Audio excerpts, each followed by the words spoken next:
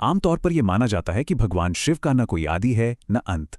लेकिन क्या शास्त्र भी यही कहते हैं? सवाल है कि भगवान शिव का जन्म कैसे हुआ। इसका जवाब सीधा नहीं है। अलग अलग ग्रंथों में बिल्कुल अलग कहानियां मिलती हैं।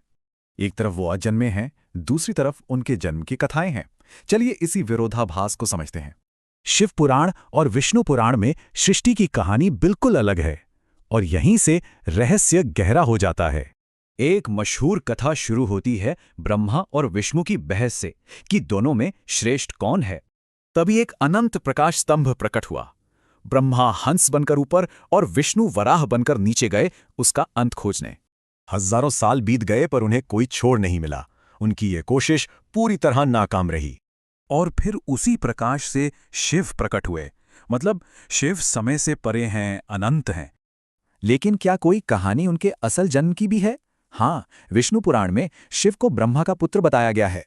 सृष्टि के लिए ब्रह्मा को एक बालक चाहिए था। उन्हें शिव का वो वरदान याद आया जिसमें शिव ने उनके पुत्र बनने का वचन दिया था।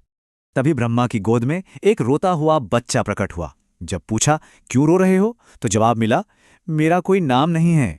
ब्रह्मा ने नाम रखा रुद्र, यानी रोने वाला। पर बच्चा रोता रहा और उसे शांत कराने के लिए 108 नाम दिए गए। तो शिव के कई रूप हैं, निराकार शिव, सृष्टिकर्ता सदाशिव और शंकर। पर एक कहानी इन सबसे भी पुरानी है। देवी भागवत पुराण की माने तो असली स्रोत हैं काल सदाशिव और देवी दुर्गा यानी प्रकृति। सदाशिव के वाम अंग से विष्णु और दाहिने अंग से ब्रह्मा जन्मे और रुद्र वो सदाशिव का ही एक रूप बने।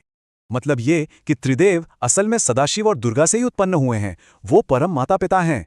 तो इन सब कहानियों के बीच खुद शिव का क्या कहना था? जब ऋषियों ने पूछा तो उनका जवाब एक पहेली जैसा था। पहले उन्होंने कहा मेरे पिता ब्रह्मा हैं, ये उनके रुद्र रूप का जिक्र था। फिर उन्होंने कहा मेरे दादा विष्णु हैं, क्योंकि ब्रह्मा विष्णु की नाभि से जन्मे थे। और आखिर में मुस्कुरा कर बोले, और मेरे परदादा स्वयं शिव हैं। ये जवाब तो एक चक्कर की तरह है। तो अगर शिव ही अपने पूर्वज हैं तो ये चक्र शुरू कहाँ से होता है? शायद वो जन्म और अनंत दोनों ही हैं।